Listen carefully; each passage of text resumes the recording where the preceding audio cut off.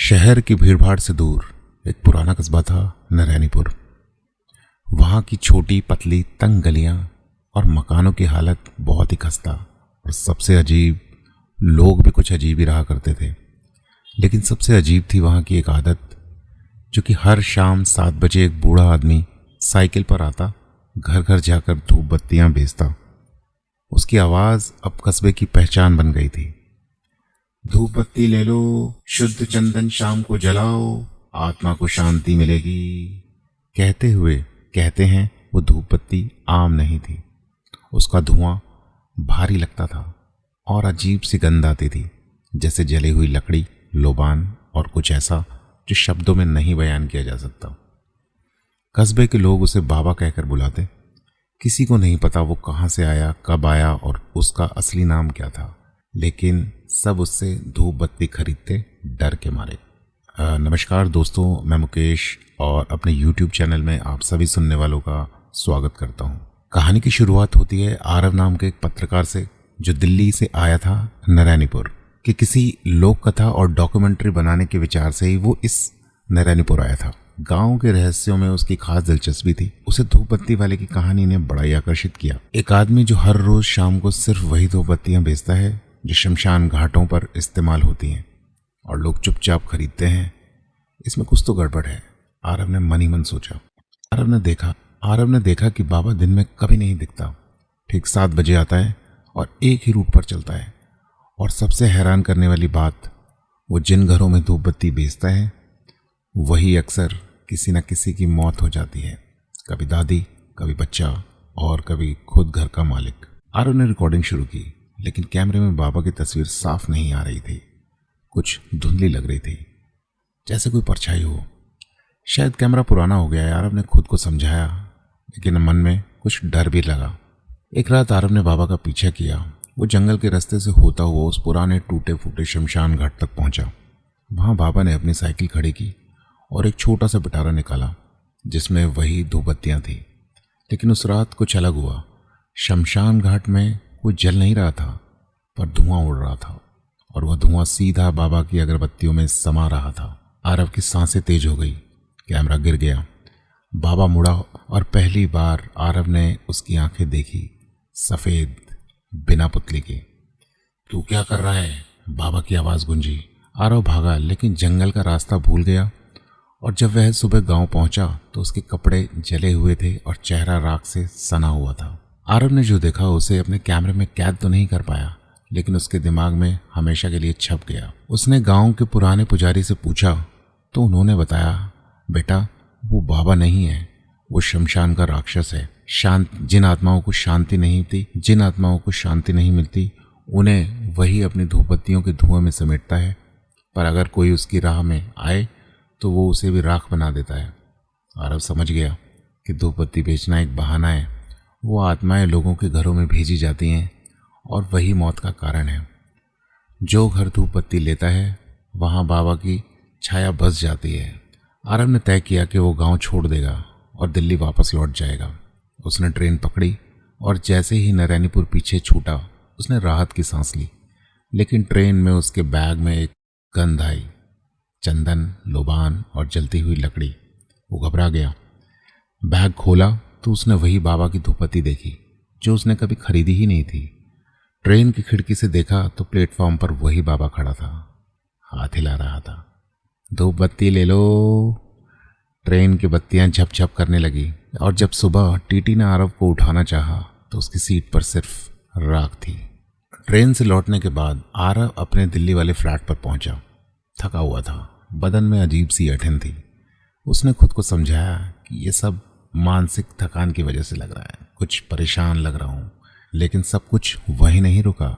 आरव बिस्तर पर लेटा ही था कि उसे एक जलती हुई धूपबत्ती की गंध महसूस हुई, वही शमशान घाट वाली गंध। अपने कमरे की लाइट ऑन की, देखा कि टेबल पर एक जलती हुई धूपबत्ती रखी थी। मैं तो उसे फेंक चुका था। आरव बड़बड़ाया। उसी वक्त खिड़की अपने आप बंद हो गई। पंखा झूमने लगा। कमरे का तापमान भी कुछ कम हो गया, मानो ठंड लग रही हो। और फिर दीवार पर एक परछाई दिखाई दी जो हिल रही थी, लेकिन कमरे में कोई नहीं था। अगले दिन आरव सीधा मंदिर गया, वहाँ के पंडित जी से बात की। अगले दिन आरव सीधा मंदिर गया, वहाँ के पुजारी से मिला, लेकिन वो ठीक से बता नहीं पाए।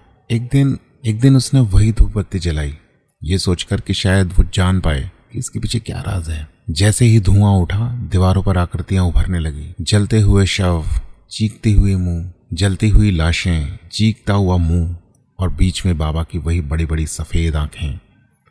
तू नहीं बच सकता, यह फुसफुसाहट गूंजी।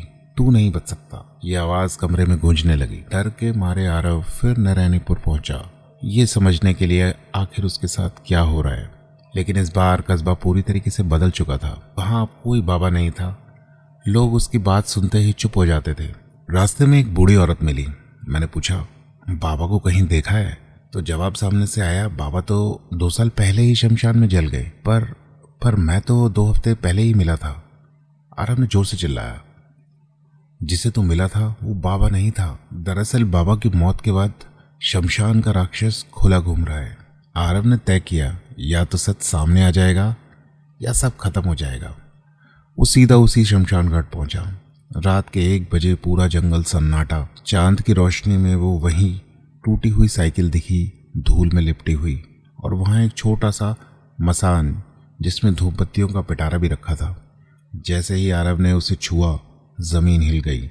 धूप बत्तियां खुद ब खुद जलने लगी, और फिर एक चीख गूंजी, तू वापस क्यों आया है? अंधेरे में बाबा निकला, लेकिन अब उसकी शक्ल पूरी तरीके से बिगड़ चुकी थी। आधा चेहरा जला, शरीर से धुआं उठ रहा था। उसकी आंखों में अब सिर्फ आग थी। तू मेरी दुनिया में आया है, अब तुझे वापस नहीं जाने दूंगा, बाबा जोर से चिल्लाया। आरव ने जेब से वो राख निकाली जो बाबा की धूप बत्तियों से निकली थी। आरव ने वो राख शमशान की आग में फेंक दी। एक जोरदार धमाका हुआ, पूरा शमशान थर्रा गया। बाबा चीखा और धुएं में बिखर गया, लेकिन उसकी परछाई हवा में रह गई। आरव बेहोश हो गया। शमशान शांत हो चुका था, धूप बत्तियां भी नहीं थी। आखिर उसे लगा सब ठीक हो गया है और वो दिल्ली लौट आया। लेकिन हर शुक्रवार की रात जब वो सोता तो उसके कमरे में वही गंध फैल जाती और दीवारों पर अब भी एक परछाई हिलती रहती। शायद बाबा गया नहीं था, शायद वो अब आरव के अंदर ही है। बाबा की परछाई अब भी आरव का पीछा कर रही थी। हर शुक्रवार की रात उसका कमरा धुएं से भर जाता, दीवारों पर परछाइयाँ थिरकती और एक मरी हुई सी आवाज़ गूंजती, तू मेरी जगह लेगा। वह जान गया था कि ये कोई मामूली प्रेत नहीं है, मुझे किसी बहुत बड़े तांत्रिक की मदद लेनी चाहिए। कई लोगों से पूछने के बाद आरव एक सुनसान गांव में पहुंचा। वहां तांत्रिक रघुनाथ बाबा मिले। लोग कहते हैं कि वे आत्माओं के बारे में बताते हैं और मृत आत्माओं को बांध सकते हैं। रघुनाथ बाबा एक झोपड़ी में रहा करते थे। उनकी आंखें बुझी बुझी थी, लेकिन उनके चेहरों पर एक रहस्यमयी ऊर्जा थी। उनकी आंखों में एक चमक थी और चारों तरफ एक पॉजिटिव ऊर्जा लगती थी। आरव ने रघुनाथ जी को पूरी बात बताई। बाबा चुप रहे, फिर बोले, जिस आत्मा ने तुझ पर नजर डाली है वो कोई आम आत्मा नहीं है, वो शमशान राक्षस है। वो मरे हुए लोगों की आत्माओं को समेटकर अपनी शक्ति बढ़ा रहा है। पर तूने उसकी धूप बत्ती जलाई और उसका नाम लिया, उसकी दुनिया में गया, अब तो उससे जुड़ चुका है। आत्मा की मुक्ति का मार्ग। रघुनाथ बाबा ने आरव को 3 दिन का व्रत रखने को कहा और बताया कुछ विशेष उपाय करने होंगे। बाबा ने एक विशेष काला धागा मंत्रों में अभिमंत्रित करके आरव की दाहिनी कलाई पर बांधा। जब तक ये धागा तुझ पर रहेगा, इसकी परछाई तुझ पर कभी नहीं छू सकती। रात के समय पीपल के पेड़ के नीचे बैठकर अघोर मंत्र का 108 बार जाप करना होगा। रात के समय पीपल के पेड़ के नीचे बैठकर अघोर मंत्र का 108 बार जाप करना था और साथ में एक विशेष धूप बत्ती जलानी थी जो रघुनाथ बाबा ने खुद तैयार की थी। बाबा बोले, बाबा को हराया नहीं जा सकता, पर बांधा जा सकता है। उसके लिए आरव को वापस उसी शमशान में जाना होगा, नई जो अभी अमावस्या आने वाली थी उस रात। आरव ने रघुनाथ के बताए अनुसार सब किया। व्रत, मंत्र, धागा, धूप बत्ती।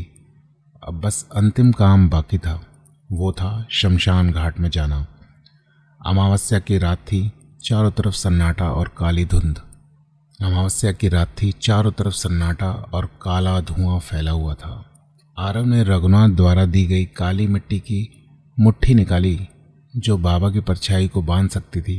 जैसे ही वो वहां पहुंचा, धुआं फिर से उठने लगा और वही परछाई सामने आई, लेकिन इस बार विशाल और विकराल। अब तू भाग नहीं सकता आरव, बाबा की रूह गरजी। लेकिन आरव को डर नहीं लगा। उसने मंत्र पढ़ते हुए वो मिट्टी बाबा की छाया की ओर फेंक दी। एक तेज चीख और जमीन कांपी और वो परछाई हवा में मरोड़ लेते हुए सिकुड़ने लगी। ओम शम शम शुद्धाय नमः। बाबा की परछाई काली मिट्टी में समा गई और मिट्टी धीरे धीरे पत्थर में बदल गई। बाबा रघुनाथ ने उसे समझाया कि अब वो बाबा एक पत्थर में बंद है, इसे कभी मत जलाना, कभी मत तोड़ना और किसी को धूप बत्ती मत देना, वरना वो फिर से लौट आएगा। अब आरव अपने दिल्ली वाले घर में सुरक्षित था। लग मानो सब कुछ सही हो गया था, सब कुछ ठीक चल रहा था। लेकिन एक शुक्रवार की रात वो पत्थर अपने पास रखकर सोया था और उसके पास अब एक नई धूप बत्ती की डिब्बी भी थी जो कभी न जलती न कभी बुझती। आरव अब पहले जैसा नहीं रहा। उसने सब कुछ छोड़ दिया था, पत्रकारिता, शहर, दोस्त, और अब वो एक शांत अकेली जिंदगी जी रहा था। कि लेकिन वो पत्थर जिसे बाबा की आत्मा कैद थी हमेशा उसके पास रहता। एक दिन पड़ोस में रहने वाली महिला का बेटा आरव के घर खेलने आ गया। उसकी नज़र पत्थर पर पड़ी। ये क्या है अंकल? उसे मत छूना बेटा, वो सिर्फ एक पुरानी चीज़ है, आरव ने हंसते हुए कहा। लेकिन वो अंदर से घबरा गया। अब आरव किचन में पानी लेने गया ही था कि तभी एक जोर तड़ाक से आवाज़ आई। आरव दौड़ कर लौटा तो पत्थर फर्श पर टूटा पड़ा था। अंदर से काला धुआं निकल रहा था। बाबा वापस आ गया था। अगले ही दिन से अजीब चीज़ें शुरू हुई। घर के आईने में आरव को अपनी परछाई में एक और चेहरा दिखाई देने लगा। रात के समय दरवाज़ा अपने आप खुलता और एक जानी पहचानी आवाज़ गूंजती, धूप बत्ती ले लो। हर शुक्रवार को फिर से वही गंध, वही धुआं। सबसे डरावनी बात, वो बच्चा जिसने पत्थर को गिराया था अब बीमार रहने लगा था। उसके शरीर पर राख के निशान थे और वो अजीब बातें करने लगा। बाबा कहते हैं मैं अब तुम्हारे पास नहीं रहूँगा। आरव दोबारा भागा भागा रघुनाथ बाबा के पास पहुंचा, लेकिन इस बार वो भी परेशान थे। तेरा डर सही था, वो अब मुक्त हो चुका है और अब तो वो सिर्फ आत्मा नहीं, अघोर प्रेत बन गया है। उसे न बांधा जा सकता है, न भगाया जा सकता है। उसे सिर्फ तुरंत ही मोक्ष दिया जा सकता है। रघुनाथ बाबा ने एक खतरनाक और आखिरी उपाय बताया, प्रेत मोक्ष अनुष्ठान। लेकिन इसमें एक शर्त थी, जिसने आत्मा को देखा, महसूस किया और बांधा, उसे खुद शमशान में अग्निकुंड में प्रवेश करना होगा। वहां धूप बत्ती जलाकर मंत्रों के साथ आत्मा को शुद्ध करना होगा। पर एक गलती और तो खुद उसी का हिस्सा बन जाएगा। आरव ने तय किया कि अमावस्या की रात वही पुराना शमशान घाट इस बार उसके पास थी।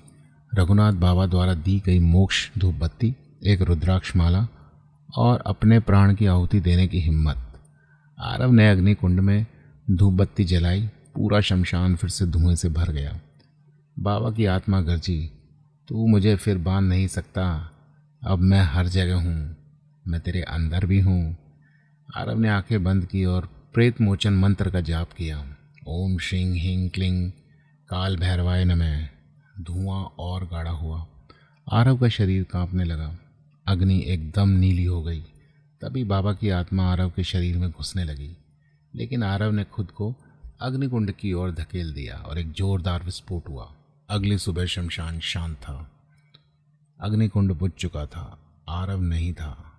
रघुनाथ बाबा ने बस इतना कहा, वो गया, लेकिन किसी को अब धूप बत्ती नहीं लेनी चाहिए। दिल्ली के एक मॉल के बाहर एक बूढ़ा आदमी साइकिल पर बैठा था। उसके मुंह से वही आवाज़ गूंजती है, धूप बत्ती ले लो, शुद्ध चंदन की आत्माओं को शांति मिलेगी। और उसकी आंखें सफ़ेद और बिना पुतली के।